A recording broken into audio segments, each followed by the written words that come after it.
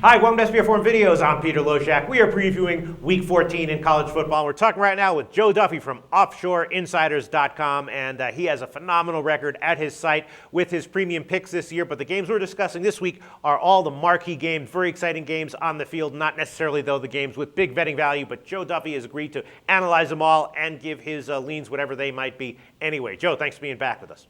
Thank you, Peter. All right, so just so people don't get the wrong idea, in case you don't have a great record with these games, tell us how well you've done at your website with the games that you do rank as your premium picks.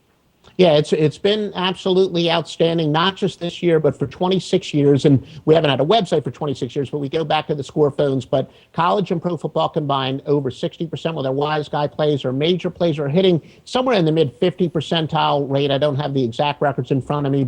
And again, when you read the analysis, you're going to see the work that we do at OffshoreInsiders.com. All right, the Iron Bowl. Here we go. Alabama, Auburn. Auburn is a 10 or 10.5 point home underdog. Total is 54.5. And, another game that, it's interesting to analyze from a handicapping perspective. Am I going to actually bet it? Almost definitely not. We know the deal with Alabama. We've seen this time and time again. They're a big road favorite against another team that, in the standings, they don't seem like they're that much better than. They wind up getting easy covers repeatedly. But then again, Auburn, is they're a great team this year, so shouldn't they be able to stay within single digits, at home in such a huge game like this? What do you think of these lines, Joe?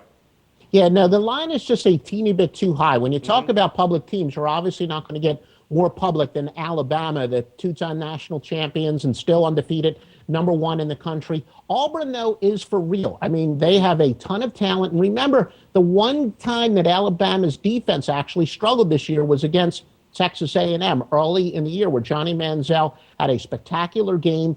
And, he's an athletic quarterback. And obviously that's what Auburn has with Nick Marshall, who's also a phenomenal athlete. Obviously Marshall is somebody who runs the ball even a little bit more than Johnny Manziel does. Manziel can still beat you a little bit more with the arm, and both of those teams play up-tempo. Auburn snaps the ball 71 times per game compared to 74 for Texas A&M. And because it's a pretty similar situation, a very athletic, speedy, up-tempo team, I look for Auburn to at least put enough points on the board to cover the double digits. Let me ask you quickly about the total. A guy in my office said that he thought that the over here might be a great play. And if you look at the Alabama game against Texas A&M, comparable team to Auburn, that game did go, I think, went into like the 80s, right? So you think maybe the over at 54.5 might be a good play?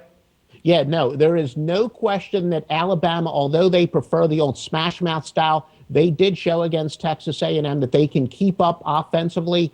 They have a lot more offensive talent than people realize because they aren't, they don't like to play at that pace. But they did show against Texas A&M that they can. A.J. McCarron, arguably one of the more underrated quarterbacks of this century. I agree with the young gentleman at your office. All right, so I think maybe we found two decent picks here. Auburn plus 10.5 and the over 54.5. Do you want to go with just one of them, or you want to take both of them as official picks for the purposes of this video? No, for the purposes of my record keeping here at SBR Forum, we'll go with the parlay. We'll go with both. Great. Joe Duffy, we're getting two picks out of him for this game. Auburn plus 10.5 and the over at 54.5. Thanks, Joe.